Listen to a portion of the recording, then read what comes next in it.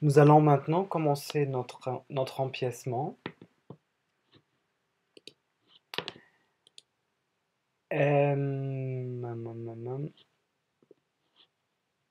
On commence avec une courbe. Elle se trouve dans le menu de courbe, ici. J'appuie sur le premier bouton, générer nouvelle courbe. Et la logique de la courbe, c'est ce qu'il faut indiquer premièrement un point de départ et un point de fin de la courbe. Hein. Pour définir un point de départ, cette petite fenêtre ici me permet de mettre une distance exacte que je peux définir. Dans mon cas, je vais prendre 80 mm. Et quand j'approche la ligne, ça va sauter exactement sur 80 mm. Notez bien, j'écarte un peu mon curseur de la ligne et ça saute jusqu'à la ligne. Je ne suis pas obligé de cliquer exactement sur la ligne. En fait, c'est mieux d'écarter un peu plus le curseur parce que quand on s'approche trop de la ligne, il se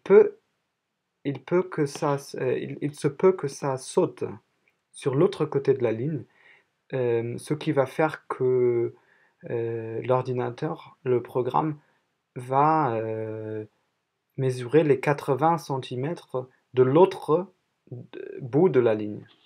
Il faut donc rester de ce côté-ci, ce qui est indiqué par ce petit symbole des points rouges qui pointe dans la direction en bas maintenant, ce qui veut dire que ça va tenir compte des 80 mm d'ici jusqu'ici. Voilà, alors j'ai le point que je veux, je fais clic gauche pour confirmer, et de l'autre côté, je veux une largeur, que l'empiècement ait une largeur de 70 mm, 70 mm.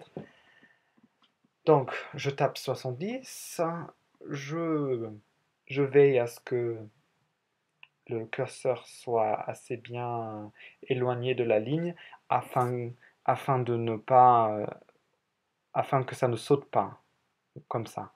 Alors, j'écarte un peu, je regarde si c'est bon, oui, c'est parfait, donc je clique pour valider.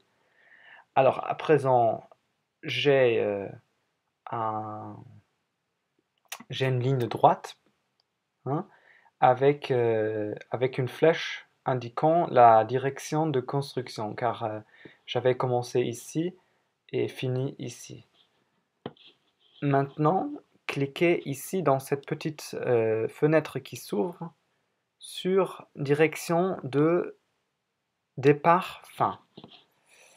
Vous cliquez sur le premier et sur le second point. Et maintenant, vous cliquez sur Réglages.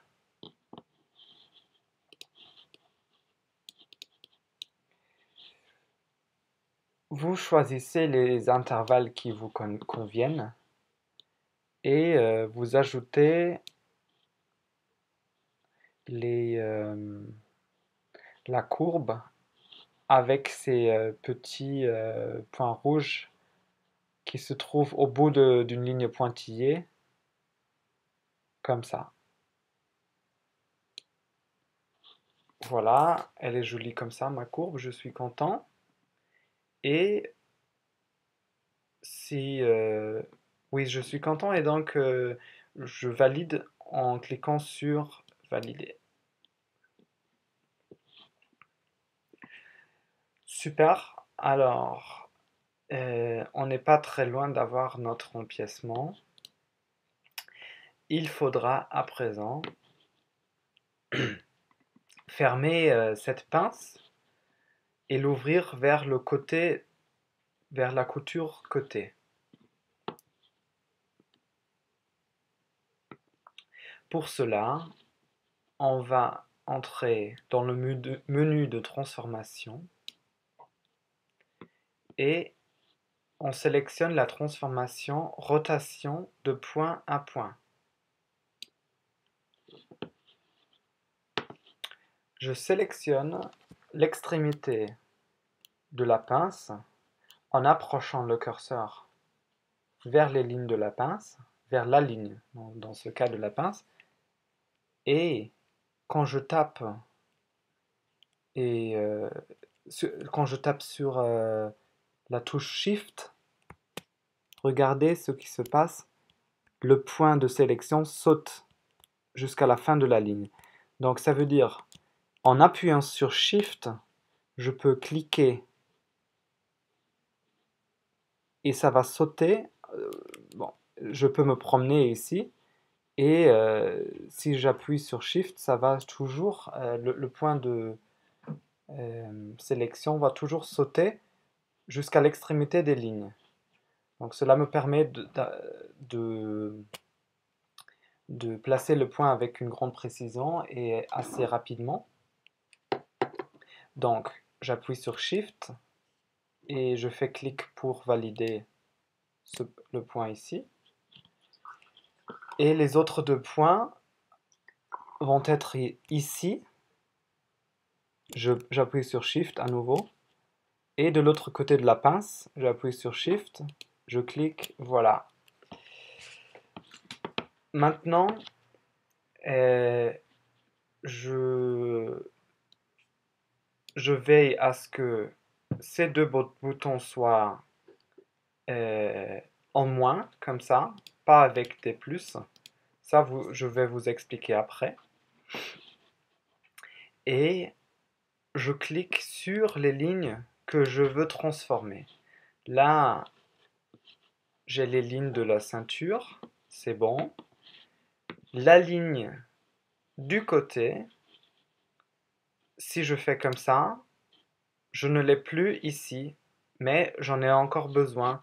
Donc, j'annule en cliquant sur cette flèche et je sélectionne copier plus. Si je clique maintenant sur la ligne, elle va être copiée. La même chose pour la ligne du haut de la jupe. Voilà. Je sors, comme toujours, de ce menu de transformation avec un clic droit.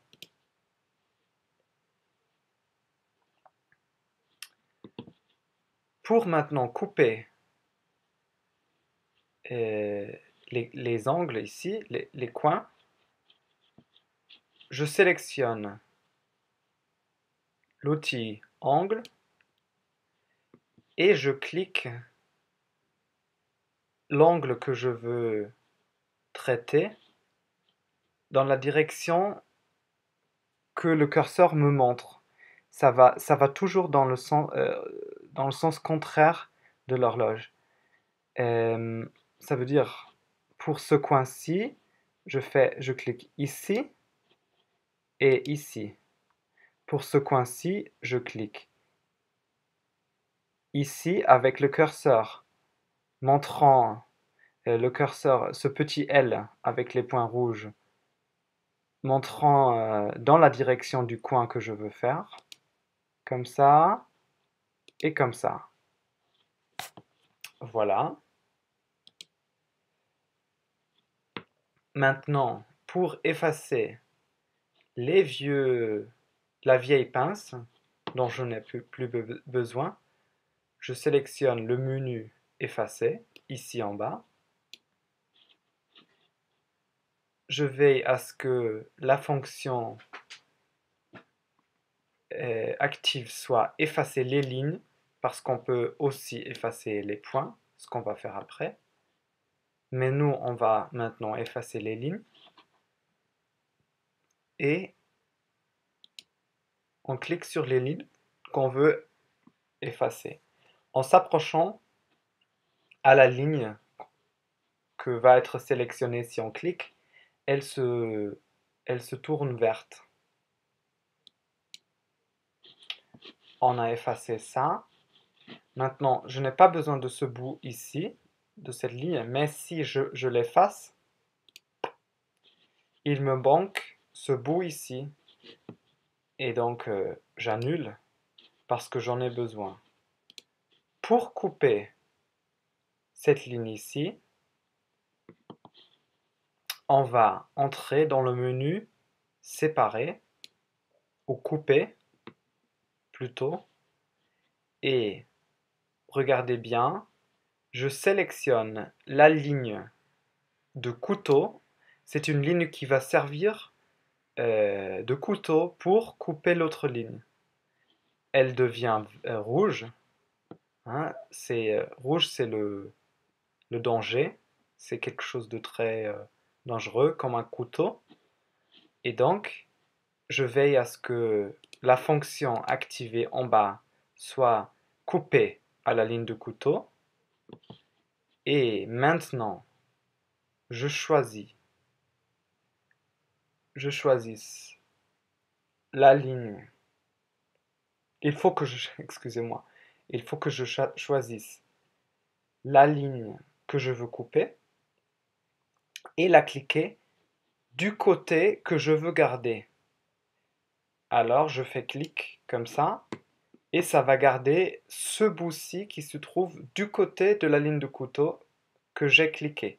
Ça veut dire, j'annule. Si je clique de ce côté-ci, ça va la couper dans l'autre sens. C'est pas le bon morceau, c'est pas celui-là que je voulais garder. J'annule, je clique de ce côté-ci. Voilà, j'ai coupé. Ça me paraît déjà pas mal. Dans la prochaine étape, nous allons extraire dans une nouvelle pièce que l'empiècement et nous allons le préparer avec des marges de couture pour qu'il puisse être coupé.